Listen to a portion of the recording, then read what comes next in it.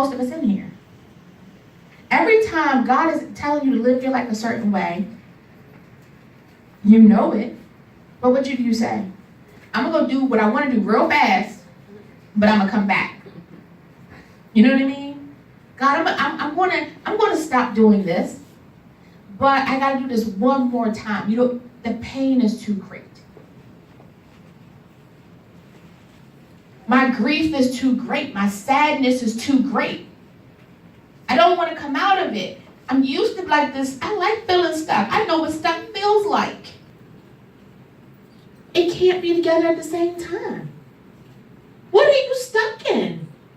What is constantly in your mind all the time that you give more credence to than what God has told you?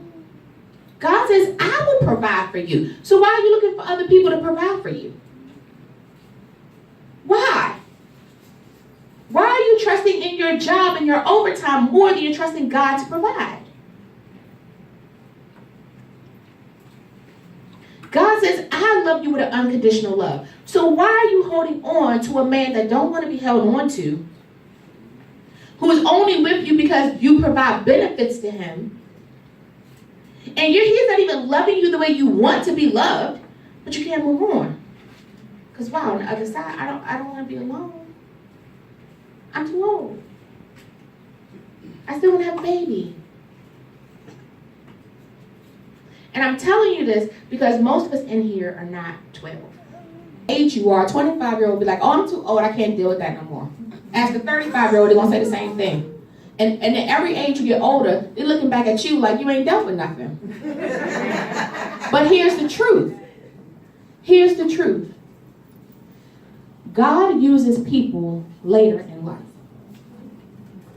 It's time for, like, all of us as we get older, we think we're too old for something. So we settle into what's expected for our age bracket. I watched my mother, who I love. My mother settles into being a grandma. So she's like, okay, you know, she runs a youth league on Saturday mornings that she's run for 30 years. Do you know what I mean? But she settles sometimes for just, this is my role as a grandma, but God is like, why? Let's be clear. Abraham didn't get called to 75. Noah, over 100. Sarah, sitting up there at 85, 95. Let's talk about it. Let's talk about your age. Your age is not an excuse as to why you can't do something. It's not. Your age is not a reason for you to sit there and say, I have to settle into this. It's not. God says, I number your days. So what if what's holding you back is the fact that you have now limited yourself for your own reasons? Oh, I'm too old to do that. And let me tell y'all know, because all of y'all know me in some capacity. I don't want to wear no dress right now. I don't want to be standing in front of y'all talking right now. I'm much better one-on-one because I feel like I can just talk to you in private. But here I am in front of you. Here I am in front of you. People who are 40, who start ministry, you know, they usually started younger. By now, they like 13, 14 years in the game. And I'm like, I'm just starting.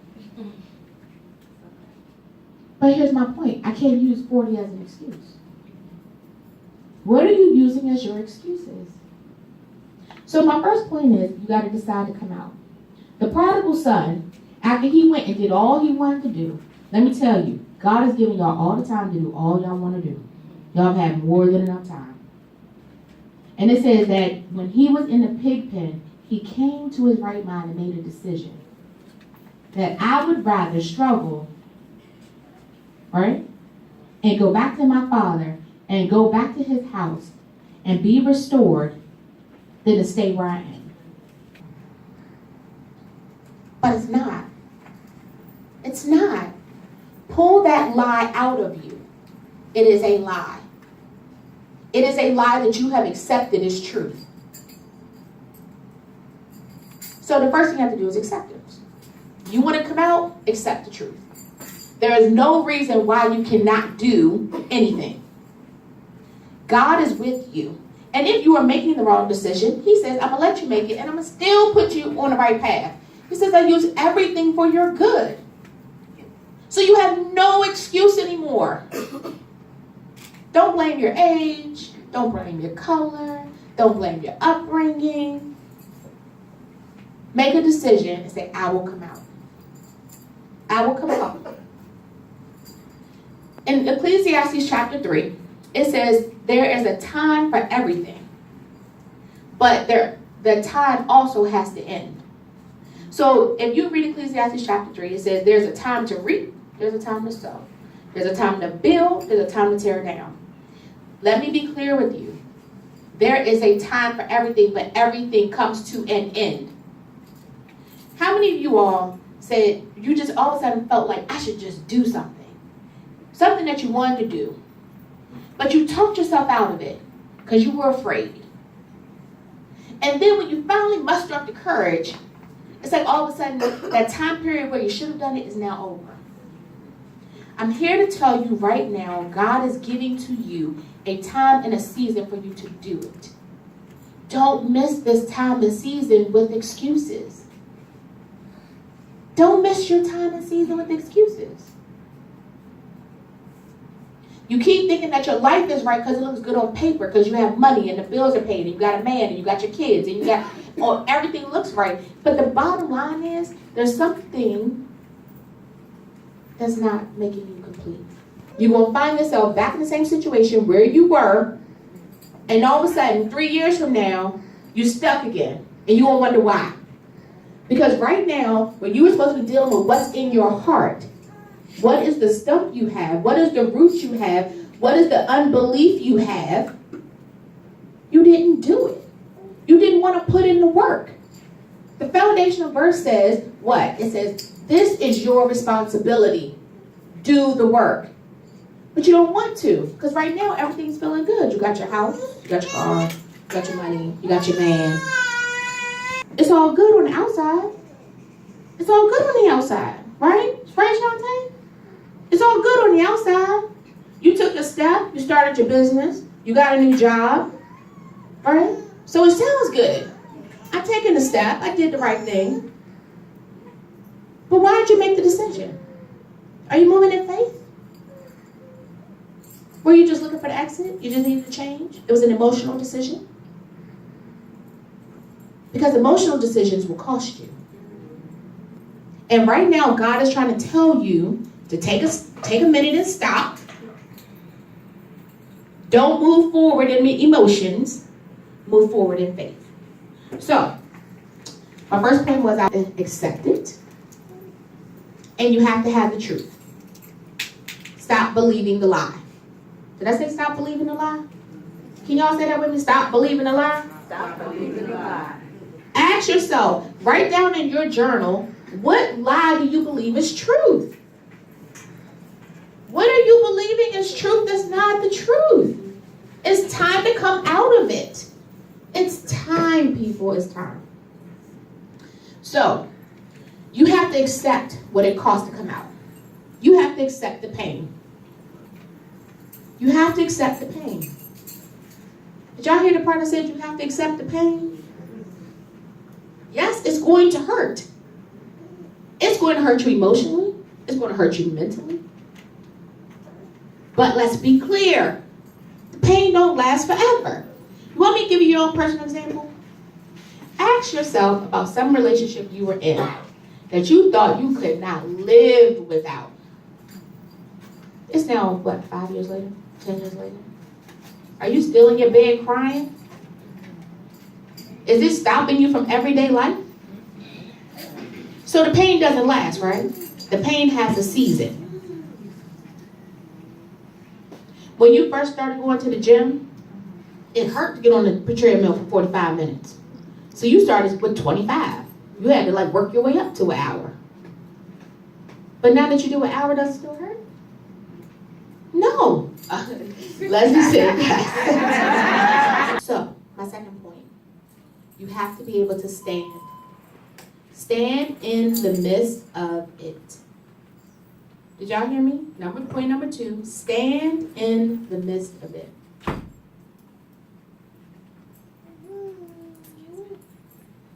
You want to change your life. You want to get the victory. You want your family to be whole. Whatever you want, whatever you desire, whatever you want God to do in your life, whatever you put on that first page, whatever you can believe God for, you have to be able to stand. That's the truth. So you got to stand. And let me tell you, sometimes it's hard to stand in the low places. Today is a great day. We're doing this conference. I'm excited. But when all this is over and the balloons are down and the tables are all clean, I have to go back to my regular life the way it is. And there's some times where I think my life is in a low place. Because I might be sad emotionally. Because I might have to deal with heartbreak. But even though I'm sitting here doing this right now, I'm preaching to myself as much as I'm talking to y'all. Because these are the things that I'm going through, but I'm telling you right now because I'm standing in the midst of my own process. My own process. My own pain. But it doesn't stop me. Because if it did, y'all wouldn't be here, and neither would I. So I'm going to tell you all to do what God has told me to do in the low places. I need you all to stand up. Stand up. It ain't going to hurt you. I promise. This is the I am. And he stands in the middle of all the other letters. And he says to you all, stand with your eyes up. That's how you stand. Because every time you look to the left or right, you'll think about what your husband not doing, your boyfriend not doing, what your finances don't have. Every time you look to the left or right, you're going to get off the I am. You got to stand and look up. So whether you're going to school, whether you're going to further your degree, and all of a sudden you're trying to think to yourself, and the lie is, I'm too old for this. Stop and stand and look to I. Because we don't stop and stand. We want to look around when everything's around you, and you're in the midst of a fire. You're in the midst of a fire. When you go to work, it's the midst of a fire. When you're at home and arguing with your family, you're in the midst of a fire. If you're single and you feel lonely, you're in the midst of a fire. But stop and stand. Get out of your lay me down, woe is me position. Stand up by your bed. Look out your window. Look up to the ceiling and say, I am. I am a daughter of God. I am everything he told me I can be. I have everything that he has made, and he has made everything. I am. Do you even believe that? Because I'm going through the process of believing it, and I'm telling you, stand with your eyes forward, looking at the eye. I am. I am God. I am he. I wipe all of your tears, and he saves your tears. He is the one who will give you strength when you got to go home and take care of babies and you're by yourself. He is the one who will comfort you when the man that you want to comfort you won't. He is the man who will sit there and bring the Holy Spirit upon you when you don't think you can do something, and yet and still you're taking one step forward to starting school, to starting your business, to moving forward. It's the I. What are you looking at? You're looking at TV, you're looking at your phone, you're looking at social media. Because let me tell y'all something about social media. Everybody wants to like these memes that are inspirational, but they're not God-based. One room at a time. Put in the work. Go through the process. Be delivered. Okay.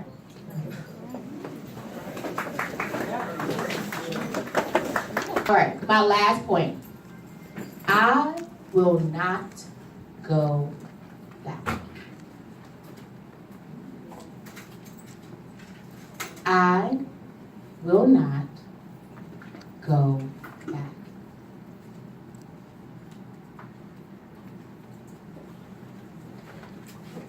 My first point to you all, close the door on your past. Y'all hear me? Close the door on your past.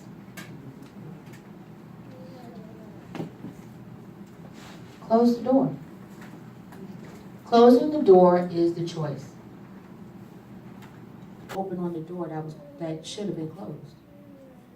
Because had you closed it, you would clearly be able to see the open door in front of you. But you can't do it because you won't close the door.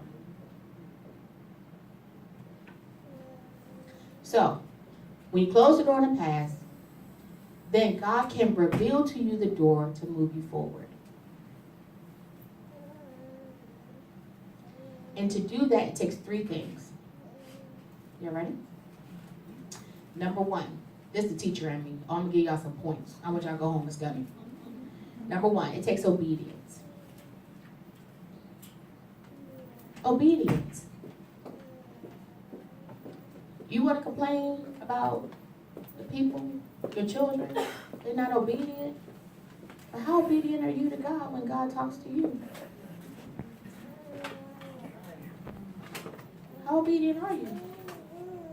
When you're sitting on your social media, looking at Instagram, and it's late, and God is like, and something in you says, I should read the Bible. Or what was the Bible verse from today? But instead you steadily, let me just scroll a little bit more. How obedient are you? When God tells you to be silent, turn off your phone, put it down, and it's permanently attached to your hand. You can't even hear God because the only thing you hear is what's on Instagram. Straight to you, not through a person, not through a phone, not through some preacher that you wait for Sunday morning. He wants to talk to you. You want to be unstuck? You want to arise? You want to take up your responsibility and be strong and courageous and do it? Be obedient. Obedience costs, but it is worth the cost. Second, take discipline. Nobody likes discipline because we barely got discipline when it comes to the regular things we do every day in life. I'd say I'm going to the gym at least twice a week, every week. Hell ain't made it. I'm trying though. It be on my mind all day. I be like, I'm off today. I should go to the gym. I should go to the gym.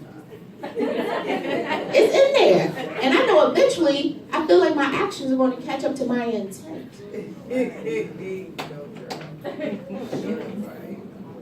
But it's true. When will your actions match your intent? I intend to be a nicer person. I intend to speak life to my family. I intend. But when will your actions match your intent? So, some of y'all I know are not rookies to this. Some of y'all are. So I'm going to challenge each of you. I need you to take one thing, put a little dash beside the word discipline, and I need you to write down one thing that you were going to be disciplined about for this 1 week.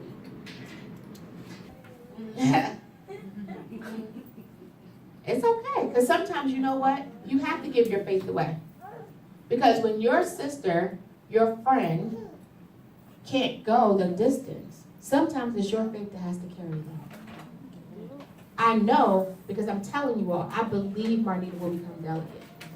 And she can't see it. But I've watched her sacrifice. She will give up for the greater good. She cares about her constituents. I watch her. And even when they are mean to her and they say nasty things about her, and she still will make a decision on their behalf that benefits them. That's leadership. So right now, I got to have the faith for her. Her faith is getting there. It's kicking in. Y'all see how small that mustard seed is. It don't require a lot. It doesn't require a lot. But can you have the faith for yourself, and can you have the faith for somebody else? I really want you to pick up that mustard seed. Feel it in your hands. It's small, people. And that's what God asked you to have? To move mountains? To deliver your children? Think about that. Think about it. It is so small. And that is all the faith that God is asking you to have. It's okay. I know. Laugh at it. Feel it. Look at it. Because you know why it's so small? That's why it's so easy for you to lose it. because it's such a small thing. And you'll lose it. You will let that mustard seed fall out your hand. It's on the floor underneath the bed, and you know you can't see it because you got carpet.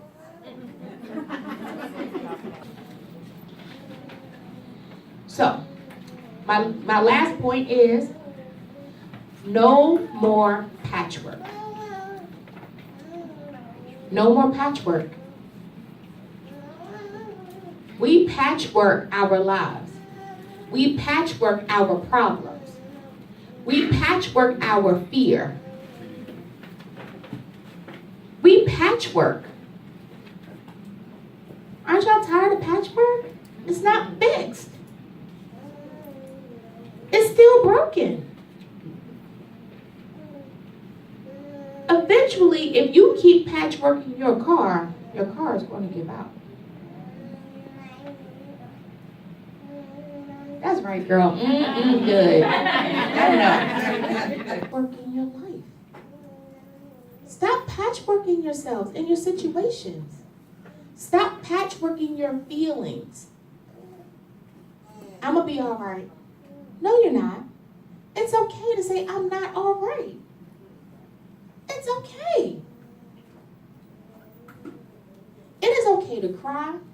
It is okay to say, right now, I don't know if I can take this. But in that moment, that's where your faith kicks in. You says, God, I know I don't think I can take it, but you can help me. You will carry me through. But it causes acceptance. I need y'all to see how all of it goes together. No more patchwork, people. Stand up straight. Get your eyes forward.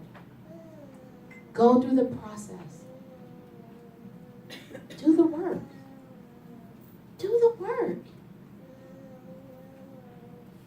If you really don't feel like, if you feel like you're single because at the truth of it all, in the middle of your heart, you don't think you deserve it, you don't think you're good enough, you don't think you're pretty enough, that's the core problem that you have to address. If the only thing that you are is what people outside of you, the image you want people to accept about you, that's patchwork. You're sending your representative and not yourself. Stop sending your representative. Stop. Because I'm going to tell you that people know it's your representative. You're not fooling anybody. And you're missing out on meaningful relationships that you could have because you patchwork. God uses you. You, all of you. And what's hindering you is the fact that you won't let you be. You hinder yourself. You're stopping yourself. And I'm telling you, because God keeps talking to me about age, and he keeps saying, people keep wanting to say, I'm too old for this. I should have done that a long time ago. And every time we look back at our lives, there was something you were supposed to do when you were younger and you didn't do it. Aren't you alive? So you can still do it. You can start your business.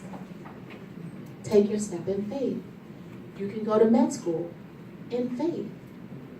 You can be delivered out of strongholds in faith. Put your faith together, people. Grab your mustard seed. Stop tossing it to the side. Stop giving it away. Use your seed. Use your seed.